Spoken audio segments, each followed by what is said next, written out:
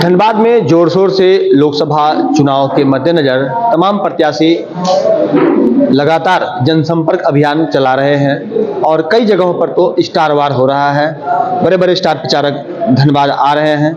धनबाद ही नहीं बल्कि आसपास के जो क्षेत्र हैं वहां भी देखने को मिल रहा है।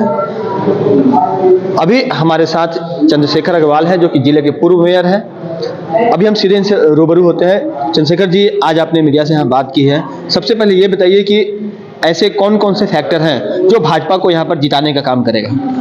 सबसे पहले आप सबों को बहुत बहुत धन्यवाद और जोहार। आपके माध्यम से धनबाद की जनता को और झारखंड की जनता को जोहार। जिस फैक्टर की आप बात कर रहे हैं सारे फैक्टर भाजपा के पक्ष में हैं। आप विकास को देख लें, जो केंद्र से प्रधानमंत्री आवास चल रहे हैं, इस सरकार ने अबुआ आवास के नाम पे उसको रोक रखा है और अबुआ आवास की स्थिति यह है कि लोग त्राहिमाम कर रहे हैं जिनके घर लगातार बन रहे थे। आपको ध्यान में होगा कि जब हम लोग नगर निगम चला रहे थे लगभग 10,000 प्रधानमंत्री आवास हम लोग बना चुके थे। जब हम लोग 10,000 बना चुके थे, इन 4 साल में इन्होंने कितने आवास बनाए आप वहां जाकर के पूछ सकते हैं। मुश्किल से 2 से 2,500 घर ये बनाए हैं, मतलब 1/4 इनकी कैपेसिटी हो गई वो। और अबुआ आवास तो एक भी नहीं बना है। नहीं, इनका कहना यह है कि अबुआ आवास हमें उस परिस्थिति में लाना पड़ा जब केंद्र सरकार ने पीएम आवास योजना की राशि झारखंड के लिए पूरी तरह से रोक दी। बिल्कुल झूठ बोल रहे हैं। कोई भी सरकार किसी भी राशि को एकदम नहीं रोकती है। आप अगर उस कोई भी पैसा आता है, हम लोग को भी निगम में पैसा आता था, जैसे ही हम उनका यूटिलाइजेशन सर्टिफिकेट भेजते थे तुरंत दूसरा इंस्टॉलमेंट आता था। ये सरकार कभी भी किसी के साथ भेदभाव नहीं करती है।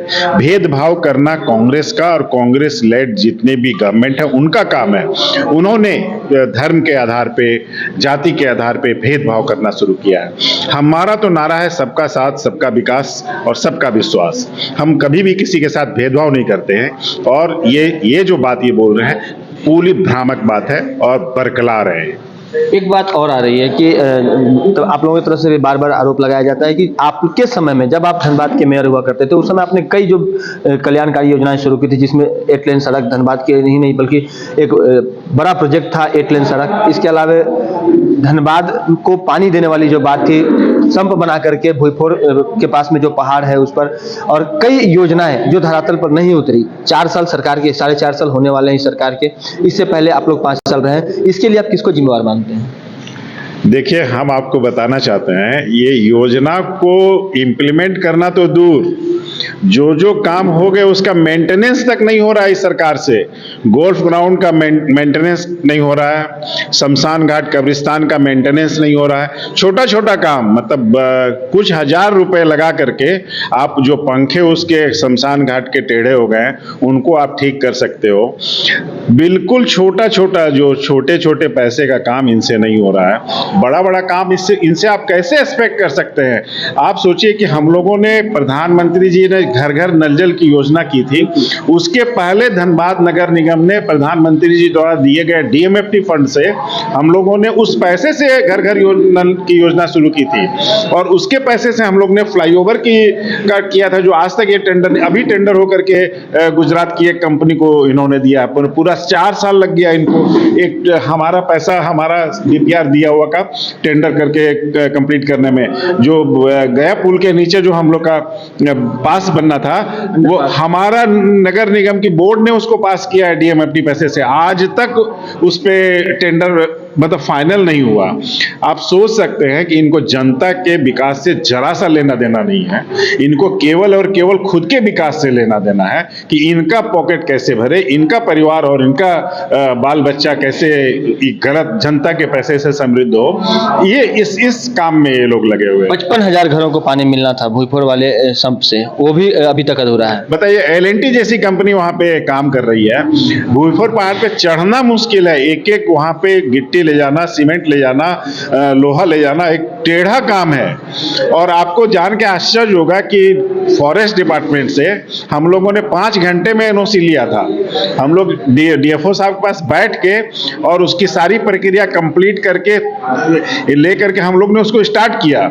लेकिन लग रहा है कि ये सारा का सारा जितना हम लोग ने एफर्ट किया था कि काम जल्दी से जल्दी, और धनबाद के लोगों को पानी, देखिए हम लोग जब भी चुनाव में गए लोगों ने कहा जो आप कर रहे हैं, लाइट आप लगा रहे हैं ये ठीक है, रोड बना रहे हैं ठीक है, लेकिन पानी हमको दे दीजिए।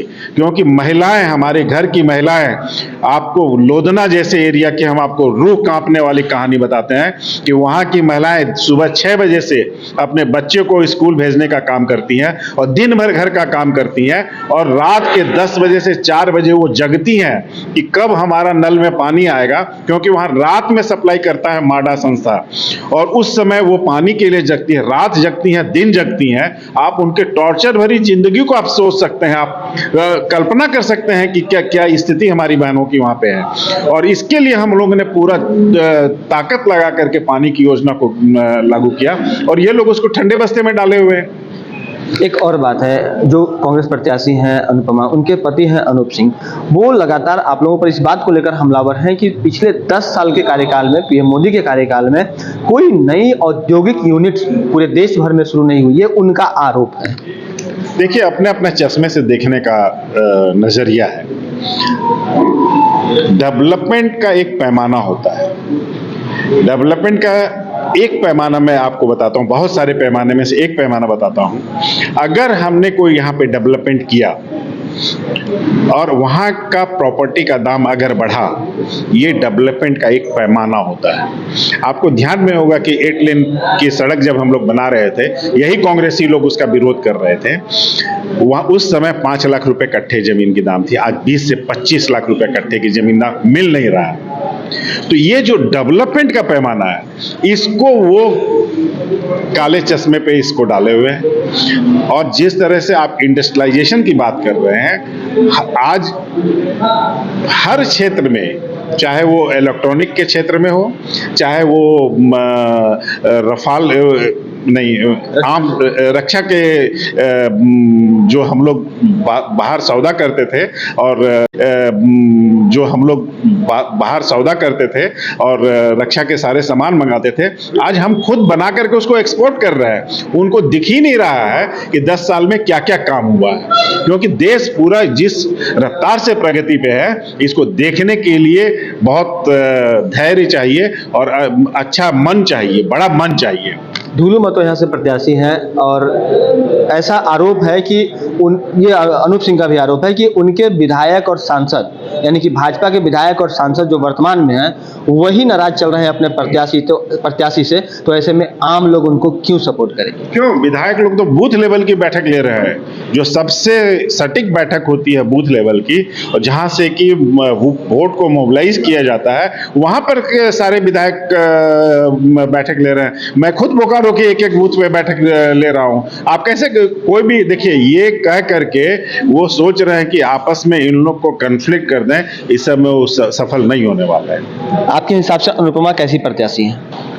देखिए, कभी तो हमने उनको पॉलिटिक्स में देखा नहीं। वो कहीं की न पार्षद रही हैं, न मुखिया रही हैं, न विधायक रही हैं। वो पहली बार राजनीति में आई है। जब तक हम उनको एज ए राजनीतिज्ञ जानते नहीं हैं, हम कैसे बोल सकते हैं कि वो कैसी प्रत्याशी है? धनबाद की जनता उन पर भरोसा कर सकती है? देखिए, धनबाद की जनता तो केवल और केवल मोदी जी पे विश्वास करती है, भरोसा करती है। अब मोदी जी ने धनबाद का विकास किया है, IIT ISM बनाया है, FCI सिंदरी फर्टिलाइजर दिया, जो उन्होंने कहा है अपने समय में, उन्होंने उसका केवल शिलान्यास नहीं, उद्घाटन भी किया है। जनता उन पे विश्वास कर रही है। बिल्कुल। तो ये थे चंद्रशेखर अग्रवाल, पूर्व मेयर, और धनबाद में भाजपा की रीढ़ में एक। तो आप मान लीजिए कि इन्होंने जो जितनी बातें कही हैं, और आने वाले वक्त में न सिर्फ भाजपा के लिए बल्कि धनबाद वासियों के लिए भी बहुत बड़ी बात है। क्योंकि अगर धनबाद के लोगों ने विकास का एक पैमाना आज से कुछ साल पहले देखा था, तो वो पिछले 4 साल में अगर विकास के वो पैमाने वो उस जगह पर नहीं पहुंच पाए जहां पर पहुंचना चाहिए था, लोगों को उसकी सुविधाएं नहीं मिल पाई जो मिलनी चाहिए थी। तो इसके लिए जवाबदेह कौन है, इसको इन्होंने कई तरह से समझाने का प्रयास किया है। अब समझने की आवश्यकता आपको है, धनबाद की जनता को है, और 25 तारीख की कुंजी आपके पास है। आपको सोचना है कि वोट आपको किसको देना है, उसके बाद परिणाम तो 4 को ही आना है। सहयोगी मुन्ना के साथ राजकुमार जायसवाल, न्यूज़ 22 स्कोप, धन्यवाद।